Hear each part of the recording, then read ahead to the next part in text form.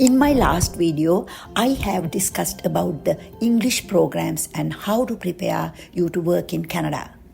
I also clarified how to get your qualification and experience certificates assessed in Canada. Additionally, I discussed about finding a job through the Canadian Job Bank.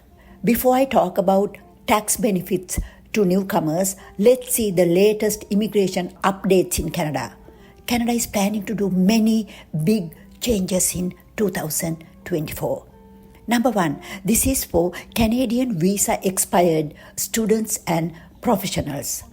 According to a report, between 300,000 to 600,000 people are living in Canada without proper documentation. If you have entered to Canada legally but stayed after the visa is expired, you might be eligible to apply for PR. The details will be announced once the proposal is approved by the Cabinet in 2024 spring.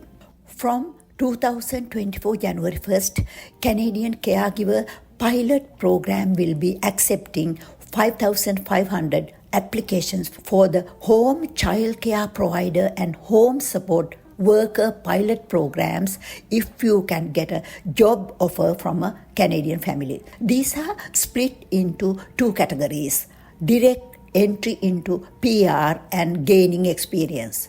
They are eligible for permanent residency after 2 years.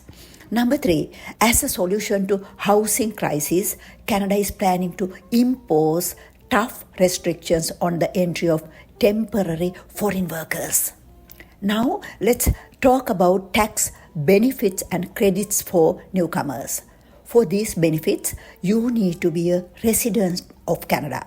If you have a place to live in Canada or you have a spouse or a dependent in Canada, you become a resident the day you enter to the country. Filing tax return with Canadian Revenue Agency CRA is a mandatory process if you want to pay taxes or get a refund or any other benefits. Canadian tax system is a progressive taxation. Higher the income, higher the taxes you have to pay up to a certain income cutoff. CRA considers you as a newcomer for the first year you are in Canada.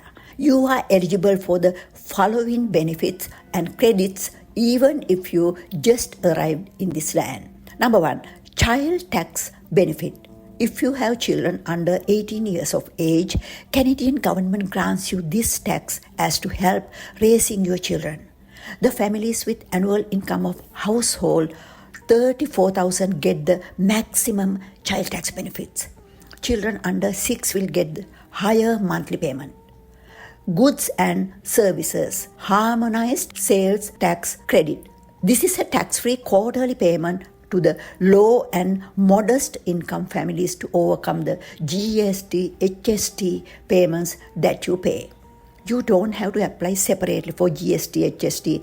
CRA will take information from your own tax return. Other provincial and territorial programs. You must be eligible for these programs as well, depending on where you live. Climate Action Incentive Payment.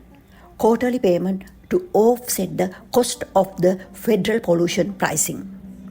Canada Workers Benefit is the low-income working people who have a low income. Many disability benefits for severe impaired children and adults. Two things are mandatory for this taxation process.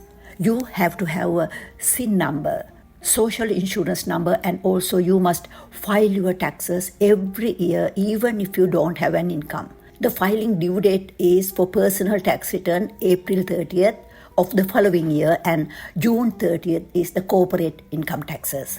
You can file your taxes in two ways. Number one, online. You can file your taxes electronically using a tax software. Software directly sends you a completed return to the CRA. This process takes about 2 weeks. You can do your taxes manually. You can find a package at post offices or Service Canada offices free of charge, or you can download from internet. After you have completed tax returns, you can mail it to CRA. This process takes about 8 weeks. If you have no idea how to do your taxes, you can give your authority to someone else to deal with the CRA. There are free tax clinics in your area and you might be qualified to get their service.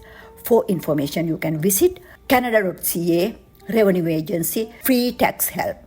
Or you can call 1-800-387-1193. In addition to these tax benefits and credits for newcomers, once you are settled, there are many other benefits in taxation system. One is saving money on registered retirement savings plan. When you contribute to a retirement savings account, you can save money and reduce taxes. This money would be like having a second pension once you retired. Another one is new first-time homebuyers savings account, which is tax deductible. It is called First-time Homebuyer Incentive Program. You are eligible to get an additional 5 to 10% to add to your down payment on your first home. You can get a loan from your own RRSP for buying a house. We'll talk about RRSP and new home buyer services in detail in another video. Next video, I'm going to discuss about how student visa holders should choose their education in Canada.